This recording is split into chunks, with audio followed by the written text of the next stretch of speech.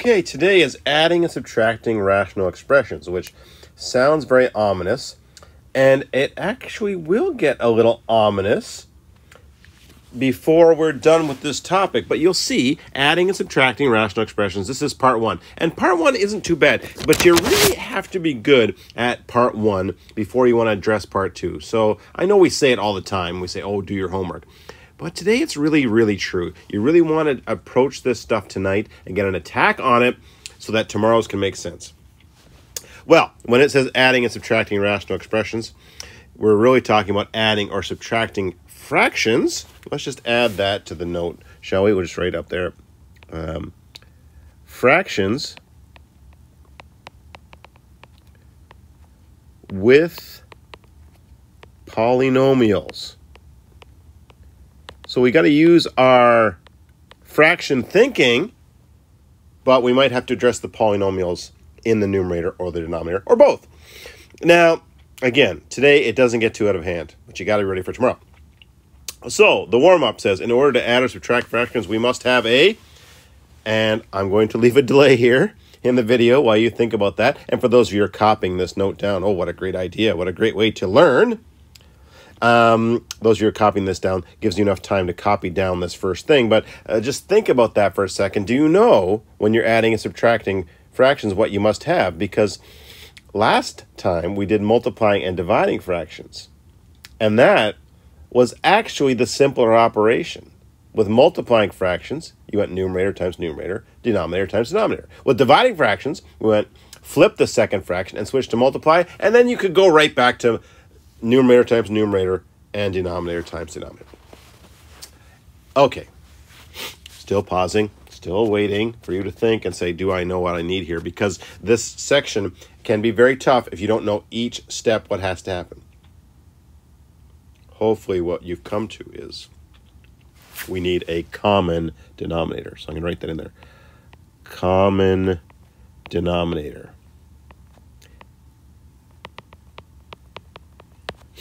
So that can be a stopping point for some students because they see the ones with multiplying and divide and they think they need a common denominator, and they see the ones with adding and subtracting and they think they don't need a common denominator. But that's really important for your study notes to make sure you know when adding and subtracting, first thing to do is common denominator.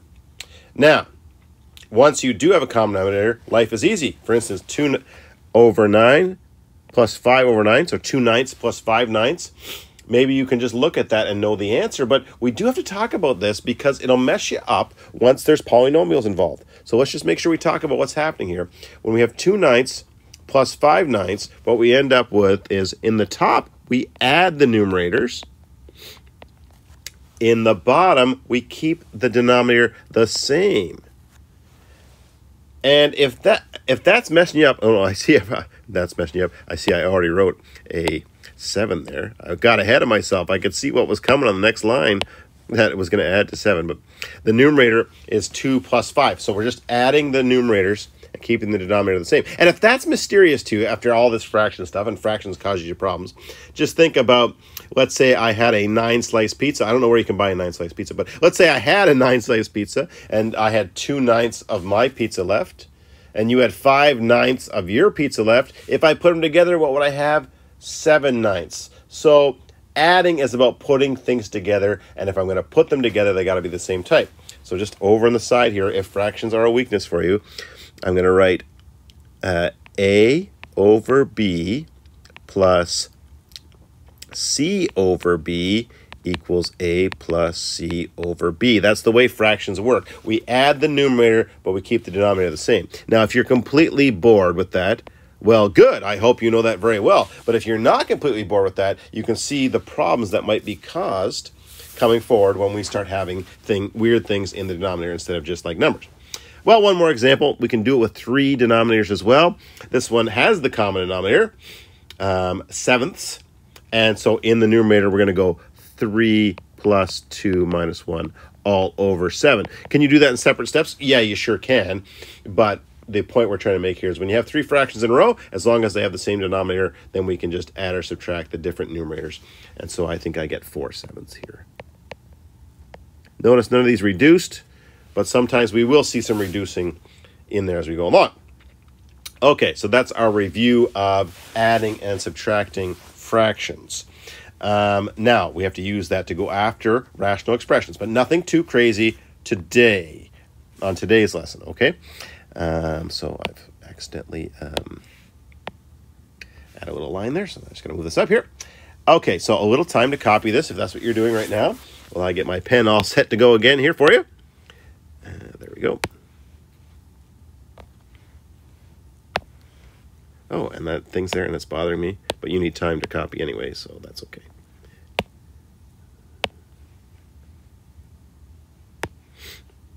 Good.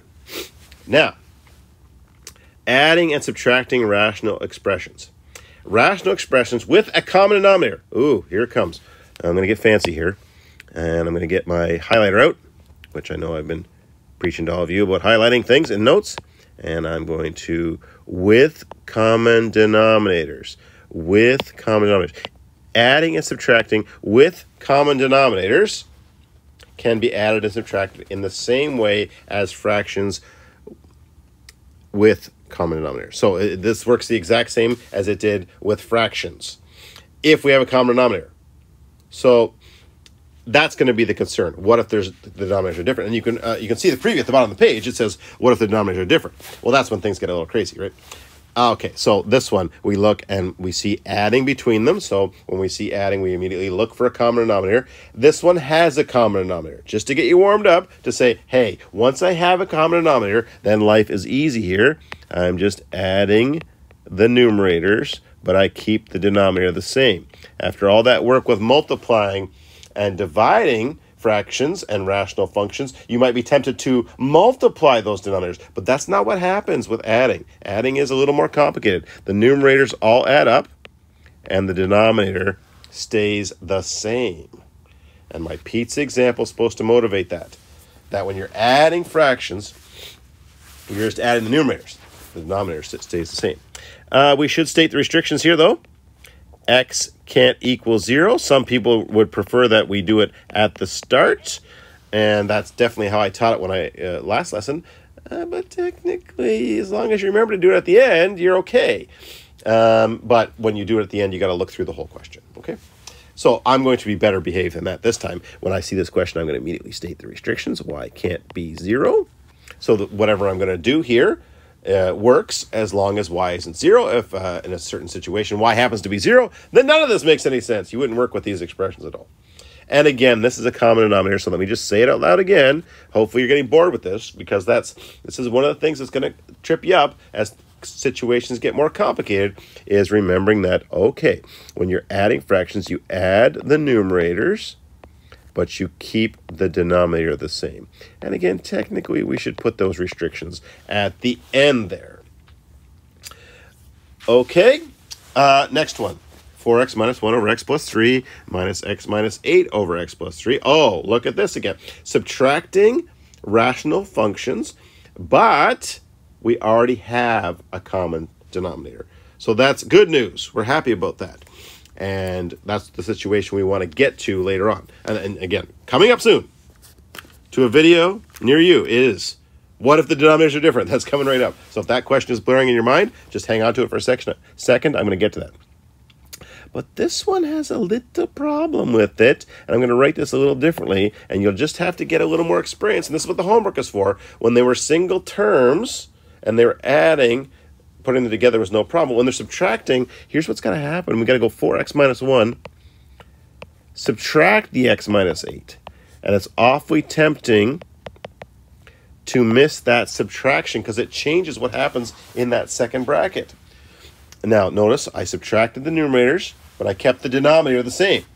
But now, 4x minus 1, subtract x plus 8. So that subtraction means subtract the x, but also subtract the negative 8. Or what you're doing is subtracting a negative. That negative distributes over the x and the 8. And so that's why that particular question ends up with subtracting a negative 8. So my warning to you is watch out for subtraction. Let's add that to your note. Let's see. Let's go red. Woo. Watch out for subtraction. I would say that's one of the most common errors on these type of questions, is not distributing that negative when it's subtract. Now, okay, well, I skipped over because I'm bad for that. Lots of people like to do the restrictions first, or else they forget to do them at the end. Okay, but just as long as you do the restrictions, you're good there. All right, hopefully that's fairly boring. Yeah? The big question of the day, what if the denominators are not the same? What if they're different? Well, I hope you know what to do here. Let's talk about denominators, because these two questions that are coming up here are the ones that really are going to dictate your thinking on all this.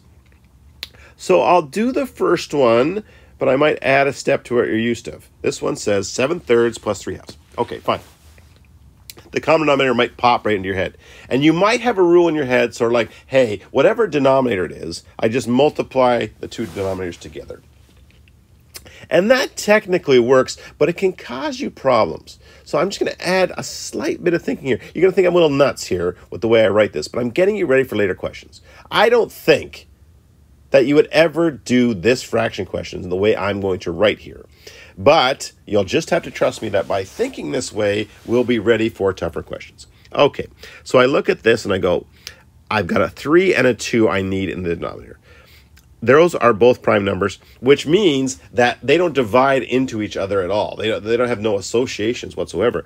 So what I'm going to do is I'm going to take the 7/3 and I'm going to technically multiply it by 1. Your former teachers probably convinced you that you can do whatever you want to a fraction as long as you do the same to the top and bottom. And I like that thinking. But another way to think about it is I'm actually multiplying this fraction by 1. And multiplying by 1 is just a famous, awesome math move. And in this case, the one I want to choose is I'm going to multiply that 7/3 by 2/2. And the 3/2, I'm going to multiply that by 3/3. I'm going to choose a different one there. Now, I chose 2 top and bottom for the first fraction, 3 top and bottom for the second fraction, and that's going to give me that common denominator that I want. Now, if you listen to all that and you're like, what? You just made what I used to think was an easy fraction question pretty hard. Well, yeah, I probably did. And there's very little chance you'll actually write that on that type of fraction question. But we'll need that thinking coming up. Very soon we'll need that kind of thinking, which is what do I multiply the top and bottom by to get the denominators the same? Once the denominators are the same, well, life's pretty straightforward. Now, add the numerators, keep the denominators the same. All right, next question.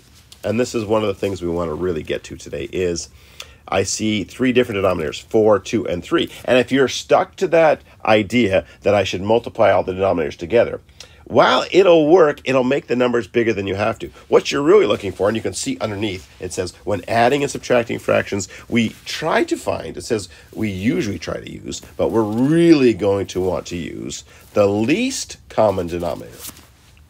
Any denominator will actually do, but the least common denominator is going to cause the numbers and the polynomials to stay as small as possible if we keep the least common denominator. So if you use the multiply trick, you'd go, okay, 4 times 2 times 3, and you'd go, well, that's 8 times 3, which is 24, and you'd use the denominator 24. And it would work eventually, but there'd be a lot of big numbers and a lot of reducing. What we actually look for is the least common denominator, which is the lowest number that 4, 3, and 2 actually divide into. Now, if you're good with your multiplication tables, you can probably look at that and know what that is. But if you're not, watch this trick down here. I'm just going to count by 4s for a little while. 4, 8, 12. And I'm going to count by 2s for a little while until I reach one of those. 2, 4, 6, 8, 10, 12. And I'm going to count by 3s for a little while. 3, 6, 9, 12. And when I get to a number that's in all 3 lists, the lowest number I see there, that's my lowest common denominator. And that's the one I'd like to use to keep these smaller. So the 3/4 is got a 2 in it already. and that's why this happens. But now I want to turn it to 12ths, so I'm going to multiply top and bottom by 3. I'm not going to show all that work this time. Top and bottom by 3 to get 9 12ths. This, the 1/2, to get to 12ths, I'm going to multiply top and bottom by 6 to get 6 12ths. And the 2/3, I'm going to multiply top and bottom by 4 to get 8 12ths. Now, if you're watching the video and any of that was a little too much for you, well, you don't have to panic just yet, I don't think. You just have to go, okay, there's a possibility here that there's a better denominator available than just going ahead and multiplying all the denominators together. So try to do that when you can. You're going to save yourself a lot of big numbers and a lot of algebra along the way if you can find the least common number. Once you've done that, then you can just do what we talked about before.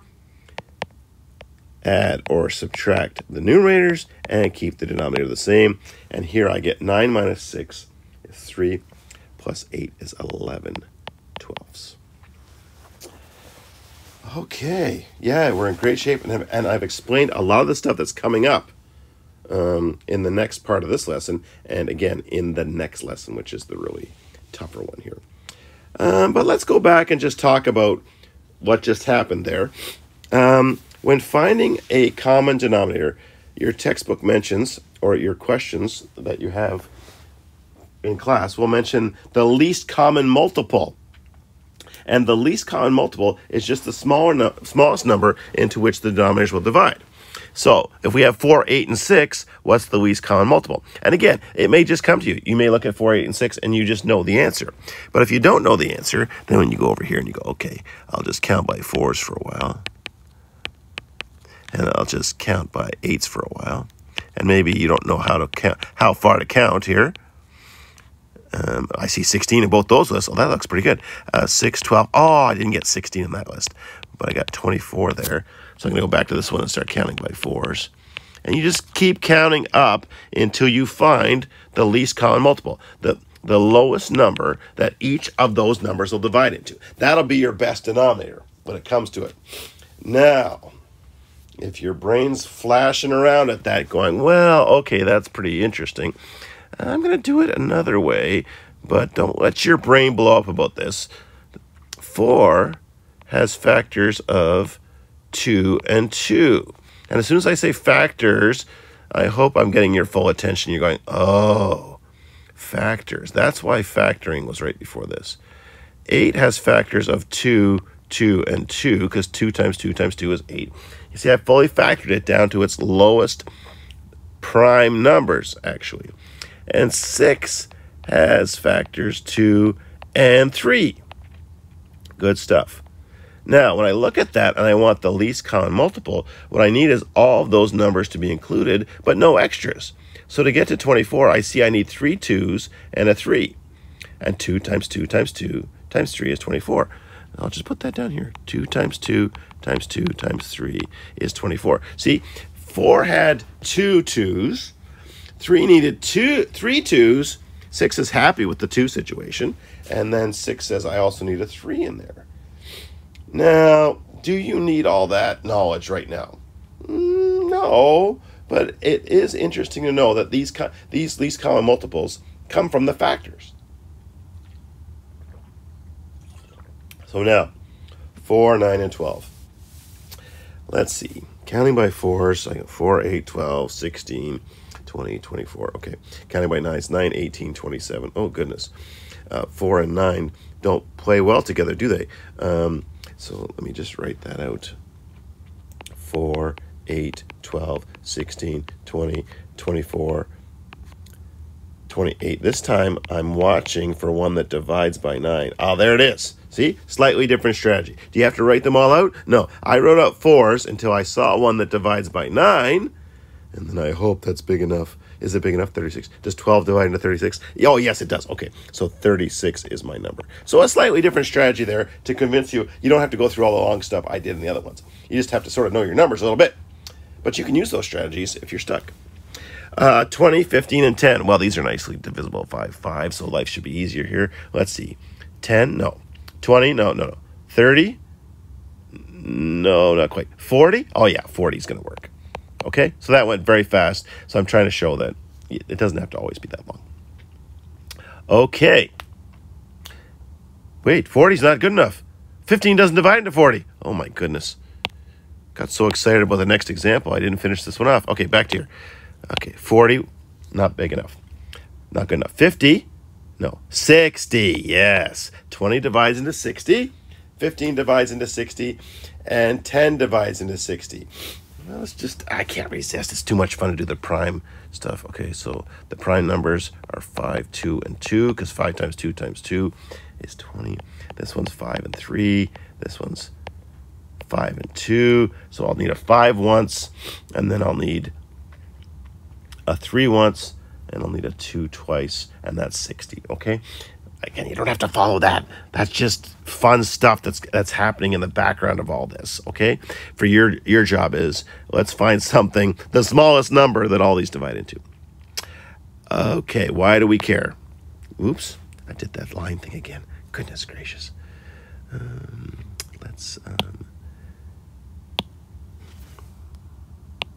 get rid of that, and then move this up properly. Okay, so if your attention span is waning here, I've only got 4 examples to go, and all the tougher stuff we leave for tomorrow. Okay.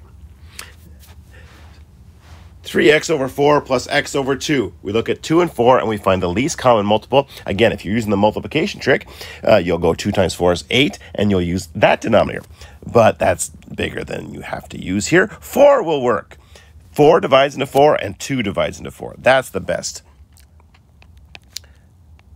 denominator. But I'm going to show this other step now. Getting ready for tomorrow's lesson, okay? X over 2, what I'm going to do is multiply that one by 1, and the one I'm going to choose is 2 over 2. And so I get 3x over 4, and this one's 2x over 4. Now just look at that for a second so you can see what I did. 2 times 2 in the denominator is 4.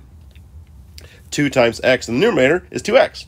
Well, I'm so happy here now because 3x is over 4. 2x is over 4. I've got a common denominator. Now I can add the numerators and keep the denominator the same, and I get 5x over 4. Okay? So, next question. 3m over 8 minus m over 6 minus 2m over 3. Least common multiple, which will be a great common denominator. I'm going to try and do even a little bit better now.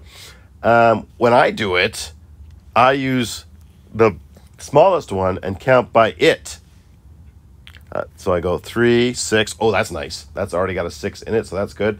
9, 12, 15, 18, 24 is the first one that's divisible by 8. And that was 3 times 8 in that particular case, but it doesn't have to go like that. And so I go, ooh, is 24 a good choice? Yes, 6 divides into 24 as well.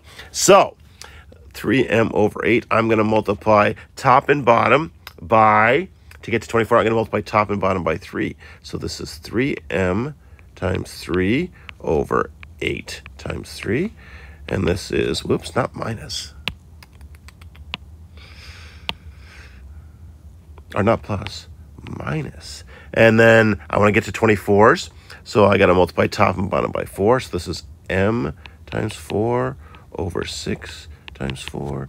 And this is, what's the top and bottom? I get to 24.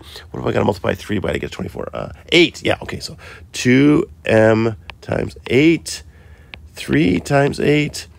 So I get 9m over 24 minus 4m over 24 minus 16m over 24. And now I can bring them all together with a common denominator. Subtract the tops, the numerators, keep the bottom the same. And so what I get here is 5m minus 16m. I get negative 11m over 24. Very nice. Very nice. Not too bad. Now, again, I say, if that multiplication, like me going 8 times 3, if that's, and knowing that, like, you have to do 8 times 3 to get 24, if that kind of thing is causing you a problem, well, your multiplication tables have come back to haunt you, haven't they? And I encourage you to work on those with maybe some flashcards or something like that. You'll be surprised how quickly you get them back down pat, or get them down pat in the first place. Maybe you never had them down pat. But this homework goes a lot faster when your multiplication tables are pretty good. All right. Second last question. This one says 4x minus 3 over 4 and x plus 2 over 3. So, common denominator, because it's adding fractions. Let's see, 3, 6, 9, 12. Oh, see, the 4 times 3 thing would have worked here. But this one's a little different in that I'm going to multiply the first fraction by 3 over 3 to get to 12. So I'm going to multiply this one by 3. And this time, I wrote the 3 out front, just so you can see what's going to happen here. And this one, I got to multiply by 4 over 4 to get to 12. Multiply top by 3, bottom by 3 in the first fraction. Multiply top by 4, bottom by 4 in the second fraction. But here I get some distribution. Because there's two terms added or subtracted in the numerator, I got to do that distribution. So I get 12x minus 9 over 12 plus 4x plus 8 over 12. So watch out for that distribution when there's terms to be added together. Then 12x minus 9 plus 4x plus 8. It wasn't subtraction, so I didn't have the same problem as the last one had. Not the last one. A few examples ago, we had one where it was subtract, and I get 16x minus 1 over 12. When I collect those terms, no restrictions because I haven't had one in this section of the lesson that had a variable in the denominator. Okay. 12. Yeah, good. 16x minus 1 over 12. Good question. Now, this last one's tricky. I don't know what to say about this as far as making you feel better about it. It will frustrate you, this situation, and you're just going to have seen it once and be ready for it because it comes up seemingly often for some reason. What happens here? So, let's take a look at it. It's 5 over x minus 3 plus 2 over 3 minus x. And what has to happen here is it has to be built into you at some point where you look at x minus 3 and 3 minus x and you go, aren't those like sort of the same thing? Like they're so close to each other. All they've done is change sign. And that's so true. They are. They're virtually identical. And so what we have to do here to make this work, when they are exactly opposites to each other, that is, the x is the opposite sign and the 3 is the opposite sign, is we do multiply the second fraction by, well, you could do it with the first fraction too, but I'm going to multiply the second fraction by 1, but the one I'm going to choose is -1 over -1. -1 over -1. What a startling choice. And if that choice is scary to you, well, yeah, I know. That's why this one has this yee-haw before it, because it's a little bit weird and scary. But watch what happens after a couple of lines. I'll really try to show the steps here. If I multiply by -1 over -1, I get -2 over -3 plus x. I've distributed that -1 on the 3 and the x. And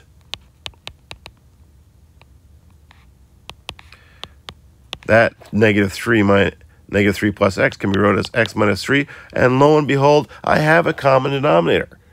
So, good one to highlight. When I finish it here in just a second, I'm going to make sure I highlight this one as the ones where that extra little bit of studying the night before a test or before a quiz to watch out for things like this. So when they appear, you're like, oh, I know what to do there. How do we know when we see it? When the x term and the constant term are the same thing, but all their signs are reversed, that's when you use this multiplying by -1 over -1. In fact, we sort of come up with an algebraic rule as we go along here, and we say, listen, we don't want denominators to be negative, and we don't want the x's in the denominator to be negative. We sort of make a rule as we move along there, say, let's not do that. And if you follow that rule, you won't run into this trouble, because we look at that second one and go, oh, I don't want that to be negative anyways. But maybe that's going to take a little time to get there. For now, I think it's one where you really just look at this example and you try and get yourself ready for it. Incidentally, this one does have a restriction. X can't equal 3. It's the same in both of them if you look carefully at those two.